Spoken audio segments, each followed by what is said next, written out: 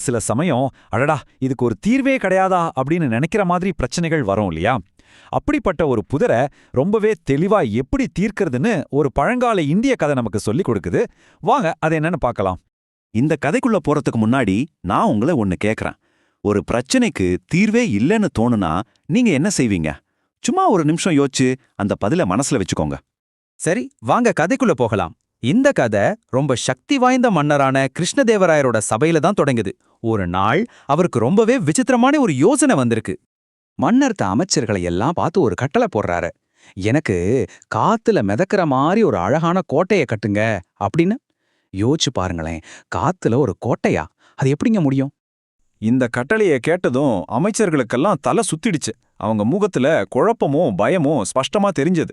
காத்துல எப்படி ஒரு கோட்டையை கட்ட முடியும்னு அவங்களுக்கு சுத்தமா புரியல. ஆனா அந்த மொத்த சபையிலையும் இந்த முடிச்ச அவிழ்க்க தெரிஞ்ச ஒரே ஒரு ஆள் இருந்தார். அவர் வேற யாரும் இல்ல, நம்ம எல்லாருக்கும் தெரிஞ்ச அவையின் விகடகவி தெனாலிராமன் தான். தெனாலிராமனா வெறும் ஜோக் அடிக்கிறவருன்னு மட்டும் நினைச்சிடாதீங்க. அவரு ரொம்பவே புத்திசாலி. எவ்வளோ பெரிய சிக்கலான பிரச்சனையா இருந்தாலும் அதுக்கு ஒரு சிம்பிளான வழியை கண்டுபிடிக்கிறதுல அவரு கில்லாடி. அதனால வழக்கம் போல எல்லா அமைச்சர்களும் தெனாலி கிட்ட ஓடி போய் உதவி கேட்டாங்க. தெனாலியும் சரி சொல்லிட்டாரு. அவரோட அந்த மர்மமான திட்டம் உருவாகிறதுக்கு கொஞ்ச நாள் ஆச்சு. அந்த நாட்கள்ல சபையில ஒரு விதமான அமைதி கலந்த பதட்டம் இருந்துச்சு. இப்போதான் கதையில ஒரு சூப்பரான ட்விஸ்ட் வரப்போகுது. சபையில சம்பந்தமே இல்லாத மாதிரி ஒரு சம்பவம் நடக்குது.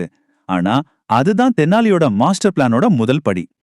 திடீர்னு பாருங்க, ஒரு வயசான பெரியவர் ஓன்னு அழுதுகிட்டே சபைக்குள்ள வராரு. அவரோட அழுகுரல் கேட்டதும் மன்னரோட கவனம் அவர் பக்கம் திரும்புது. சபை மொத்தம் அமைதியாகி எல்லாரும் அவரே பாக்குறாங்க.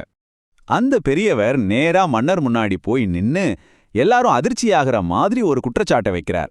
மகாராஜா, நீங்க நேத்து ராத்திரி என் கனவுல வந்து நான் என் வாழ்க்கை முழுக்க சேர்த்து வச்சிருந்த பணத்தை எல்லாம் திருடிட்டீங்க அப்படின்னு கதறார்.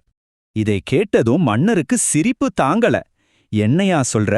கனவுல நடந்ததெல்லாம் எப்படி நிஜமாகும் அப்படின்னு தர்க்க ரீதியா அந்த குற்றச்சாட்டை நிராகரிக்கிறாரு. ஆனா பாருங்க, தெனாலிக்கு தேவைப்பட்ட பதிலே இதுதான். மன்னர் தனக்குத்தானே ஒரு வலைய விரிச்சுக்கிட்டாரு. இப்போ நாம கதையோட கிளைமேக்ஸுக்கு வந்துட்டோம். தெனாலியோட முழு திட்டமும் அவர் மன்னருக்கு கத்துக் கொடுக்க நினைச்ச பாடமும் இப்போதான் வெளிப்பட போகுது. அடுத்த நொடியே அந்த பெரியவர் தன் தாடியையும் வேஷத்தையும் கலைக்கிறார். பார்த்தா அங்க நிக்கிறது நம்ம தெனாலிராமன். சபையில இருந்த எல்லாருக்கும் ஒரே ஆச்சரியம். இங்கதான் தெனாலியோட புத்திசாலித்தனம் வெளிப்படுது. பாருங்க, அவர் மன்னரோட அந்த நடக்கவே முடியாத கோரிக்கைய தன்னோட கற்பனையான குற்றச்சாட்டு கூட ஒப்பிடுறாரு. கனவுல வர்ற பணம் எப்படி உண்மையா இருக்க முடியாதோ அதே மாதிரிதான் காத்துல கட்டுற கோட்டையும் சாத்தியமே இல்லைங்கிறத உணர்த்துறாரு. தெனாலி மன்னரை பார்த்து ரொம்ப மரியாதையா கேக்குறாரு. மகாராஜா, நீங்க சொன்ன மாதிரி கனவுல வர்றது நிஜம் இல்லைன்னா அப்ப காத்துல கோட்டை கட்டுறதும் சாத்தியம் இல்லதானே? அதாவது மன்னரோட லாஜிக்கை வச்சே அவருக்கு செக்மேட் வச்சிட்டாரு. இங்கதான் மன்னரோட பெருந்தன்மையை பார்க்கணும். அவரு கோவப்படல. அதுக்கு பதிலா தெனாலியோட புத்திசாலித்தனத்தை ரொம்பவே பாராட்டினார். தன்னோட கோரிக்கை எவ்வளவு முட்டாள்தனமானதுன்னு உணர்ந்து மனசு விட்டு சிரிச்சாரு. இப்படியாக அந்த முடியாத பிரச்சனைக்கு ஒரு சாதுரியமான தீர்வு கிடைச்சது. சரி, இந்த கதையிலிருந்து நாம என்ன கத்துக்கலாம்? புத்திசாலித்தனம் இருந்தா அதிகாரத்தையே கேள்வி கேட்கலாம். தர்க்கம், அதாவது லாஜிக், ஒரு பவர்ஃபுல்லான கருவி. ரொம்ப முக்கியமா ரொம்பவே சிக்கலான ஒரு பிரச்சனைய அதுக்கு சம்பந்தப்பட்ட மாதிரி இருக்கிற ஒரு சின்ன உதாரணத்தை வச்சு சிம்பிளா தீர்த்திடலாம். சரி, கடைசியா உங்களுக்கு ஒரு கேள்வி. இந்த கதையில தெனாலி செஞ்ச மாதிரி எப்பவாவது ஒரு வித்தியாசமான யோசனை மூலமா இதுக்கு தீர்வே இல்ல அப்படின்னு நீங்க நினைச்ச ஒரு பெரிய சிக்கலை தீர்த்திருக்கீங்களா? உங்க அனுபவத்தை பத்தி கொஞ்சம் யோசிச்சு பாருங்க.